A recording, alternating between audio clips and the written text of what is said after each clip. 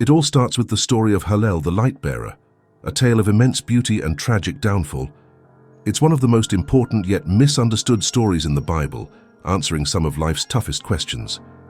As God laid the foundation of our little blue-green planet, an angelic chorus erupted in celebration. The morning stars sang together, and all the sons of God shouted for joy. Among those morning stars was an angel named Hallel, a Hebrew word meaning shining one or light-bearer. You might not recognize the name because it appears only once in the Bible, but its story is profound. Hallel was created as the seal of perfection, full of wisdom and perfect in beauty. At Ezekiel 28:12-15, he was the anointed cherub who covers, positioned in the holy mountain of God. But perfection didn't last. Something sinister brewed inside Hallel: pride. He became enamored with his own beauty and brilliance. God lamented, "Your heart was lifted up because of your beauty. You corrupted your wisdom for the sake of your splendor." Ezekiel 28:17. This pride led to a catastrophic fall. The Bible translates Hallel into a name more familiar to us: Lucifer. "How you are fallen from heaven, O Lucifer, son of the morning," Isaiah 14:12. Lucifer's ambition knew no bounds. He declared, "I will ascend into heaven. I will exalt my throne above the stars of God. I will be like the Most High," Isaiah 14:13-14. He led a revolt, deceiving a third of the angels to join his rebellion, Revelation 12:4. The revolt failed. Jesus summarized it simply, "I saw Satan fall like lightning from heaven," Luke 10:18. Lucifer, now known as Satan, became the adversary, consumed by rage and bitterness. Satan's vengeance turned towards humanity. Disguised as a serpent, he deceived Eve into eating the forbidden fruit, convincing her that God was holding out on her. "Your eyes will be opened, and you will be like God, knowing good and evil." Genesis 3:5.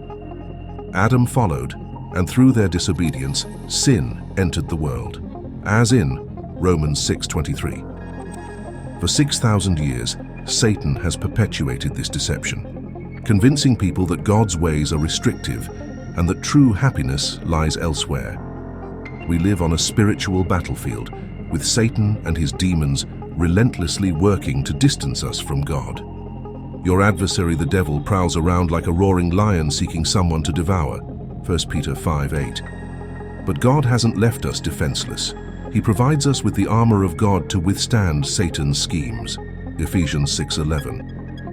With truth, righteousness, faith, and salvation, we can stand firm against his deceptions. Why doesn't God simply eliminate Satan now?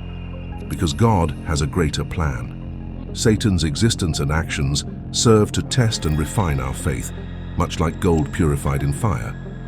The testing of your faith produces patience, that you may be perfect and complete, James 1:3-4.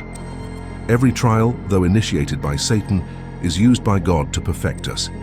Blessed is the one who perseveres under trial, because, having stood the test, that person will receive the crown of life, James 1:12.